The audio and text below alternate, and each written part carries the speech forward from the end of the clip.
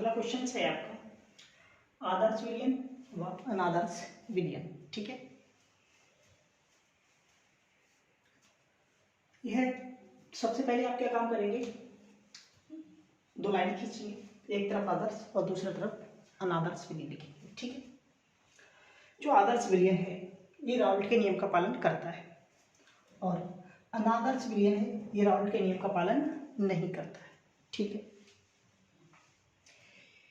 इन विलयनों को बनाते समय आयतन में परिवर्तन शून्य होता है और इन कहने को आयतन में परिवर्तन का शून्य का मतलब यह है कि उनके आयतन में कोई फर्क नहीं आता है, उनके संकुचन में कोई भी फर्क नहीं आता है, कहने को ना तो बढ़ते हैं और ना ही घटते हैं। ठीक है, यानी जब ये बनते हैं तो कोई भी फर्क नहीं आता है और इन विलयनों के आयतन में परिवर्तन शून्य नहीं होता, कहने को इनमें परिवर्तन होता है। ठीक है, इनमें आयतन बढ़ भी सकता है और घट भी सकता है। क्लियर?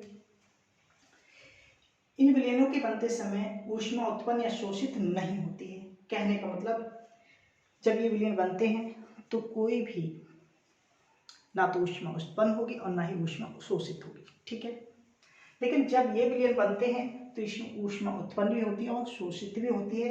यही कारण है कि ये विलयन जब बनते हैं तो ठंडे और गर्म हो जाते हैं, यानी अगर ऊष्मा परिवर्तन होगा तो जो विलयन है उसका टेम्परेचर चेंज हो जाएगा, अगर समझ में आ गया, ठंडा या गर्म हो जाएगा।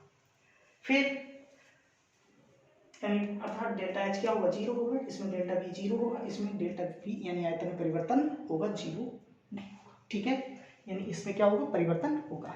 क्लियर है? अब यहाँ पे देखते हैं, मान लीजिए ए और बी या ए बी अणुओं के मध्य अगर आदर्श विलयन बनता है तो जो अणुओं से मिलकर बन रहा है उन अणुओं के मध्य आकर्षण बल है। कौन सा बल? आकर्षण बल। तो जो और लेकिन वो आकर्षण बल कैसा होना चाहिए? समान होना चाहिए। अगर आकर्षण बल समान है तो जो विलयन बनेगा वो आदर्श विलयन बनेगा।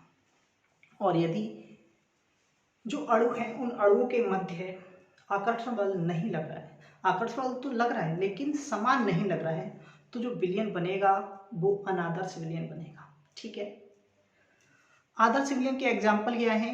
इसके उदाहरण है क्लोरोबेंजीन और ब्रोमोबेंजीन का मिश्रण। अनादर्श विलयन का उदाहरण क्या है? ये है आपका एल्कोहल का जलीय विलयन। इसमें अगर और लिखना चाहें तो ये बेंजीन और टॉयलिन का मिश्रण, और इसमें नाइट्रिक अम्ल का जलीय विलयन इसका उदाहरण हो जाएगा। एक बार फिर से देखते हैं आदर्श अनादर्श विलयन में अंतर। आदर्श विलयन राउल्ट के नियम का पालन करते हैं, अनादर्श विलयन राउल्ट के नियम का पालन नहीं करते हैं।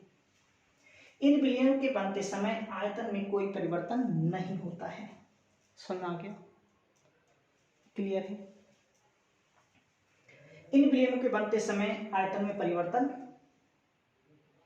शून्य नहीं होता है, कहने का इनमें परिवर्तन होता है तभी तो शून्य नहीं होगा, यानी आयतन में परिवर्तन शून्य नहीं होता, इसका मतलब परिवर्तन होता है इसलिए शून्य नहीं होता है।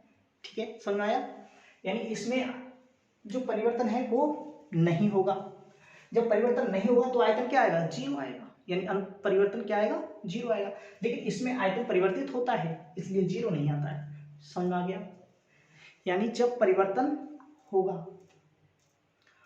तो डेल्टा बी जीरो नहीं होगा। डेल्टा बी जीरो तब होता है जब परिवर्तन नहीं होता है। ठीक है, इसमें आयतन परिवर्तित होता है।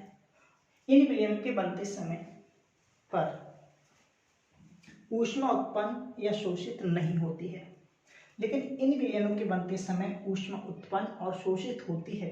यही कारण है कि ये विलयन क्या हो जाते हैं? उस समय ठंडे या गर्म हो जाते हैं बनते समय। ठीक है, मान लीजिए ये अणु है ए बी या ए वी। अणुओं के मध्य जो बल लग रहा है आकर्षण बल, अगर वो समान है तो जो विलयन बनेगा वो आदर्श विलयन बनेगा, और यदि जो आकर्षण बल लग रहा है वो समान नहीं है तो जो विलयन बनेगा वो अनादर्श विलयन बनेगा। ठीक है, इसका एग्जाम्पल, आदर्श विलयन का एग्जाम्पल है आपका आदर्श विलयन का एग्जाम्पल आपका रहेगा क्लोरोबेंजीन और ब्रोमोबेंजीन का मिश्रण, या बेंजीन प्लस टॉलिन का मिश्रण। क्लियर।